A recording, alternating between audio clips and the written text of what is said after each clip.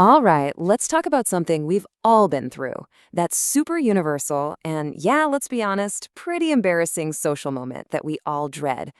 Oh, yeah, you know exactly what I'm talking about. You're there, you're smiling, you're nodding along, but inside, total crickets. Just an empty void where that name was like 2 seconds ago. And the panic sets in, right? You're just praying you don't have to introduce them to anyone. It is the classic social brain fart. And of course, your brain immediately jumps to the worst conclusion. Is this it? Is this the beginning of the end for my memory? Am I just going to have to call everyone chief or buddy for the rest of my life? Well, the truth is, a little more blunt, but honestly, it's way more reassuring. No, your memory isn't broken. Your brain, that amazing, complicated thing up there, is just being, well, super efficient and maybe a little bit lazy. So let's play detective and figure this out. Okay, first up in our investigation, culprit number one is the name itself. Yeah, you heard me. It turns out that to your brain, most names are just kind of meaningless noise. So here's the deal from a psychology perspective. Names are what we call arbitrary labels. They don't really tell you anything about a person, do they? Your brain is a connection machine. It loves linking new info to stuff it already knows. But a name like, say, Bartholomew, what does that connect to? Nothing. It's just a random collection of sounds. And this really breaks it down perfectly. Look at what your brain cares about. It'll remember they're an accountant because, hey, you know what an accountant is. It'll definitely remember they tell terrible jokes because that's a memorable, concrete detail. But the names Susan or Kevin, since it doesn't describe anything about them, your brain just goes, nope, not useful, and just chucks it right in the mental trash can. All right, on to culprit number two. And this one, well, you can't really argue with it. We're talking about millions of years of evolution. Our brains are basically running on some really, really old software with some very specific priorities. And this is the absolute core of it. Think about it. For our ancestors out on the savannah, survival meant instantly knowing if that face coming over the hill was a friend or, a foe about to steal your lunch. Recognizing faces was literally life or death. Knowing their name?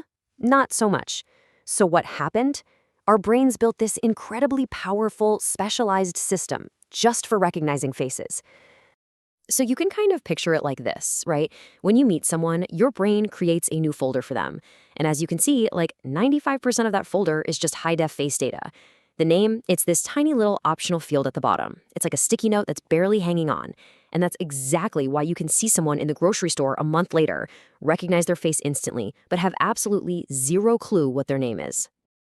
And that brings us to our third and final culprit in this investigation, the pure chaos of the social introduction. Or, as I like to call it, the panic-induced memory wipe.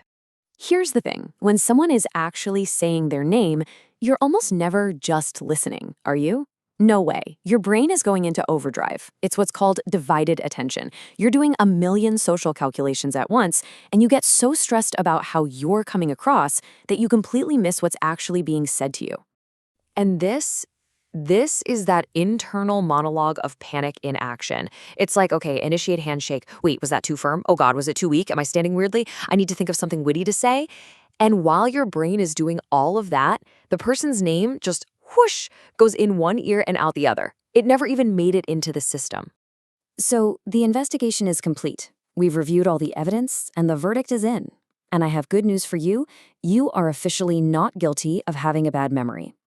So let's just quickly run through the key takeaways. Why is your brain a name-deleting machine? First, names are just meaningless labels to it. Second, it's hardwired for faces, not words.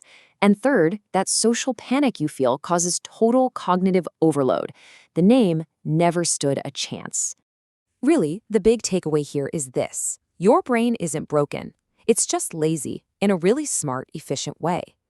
It cares about what matters for survival, recognizing faces, not memorizing some random sounds. So it's not a bug, it's a feature. So the next time you're in that situation, your mind goes totally blank, and you have to pull out a good old buddy or chief for a coworker you've definitely met before. Don't beat yourself up.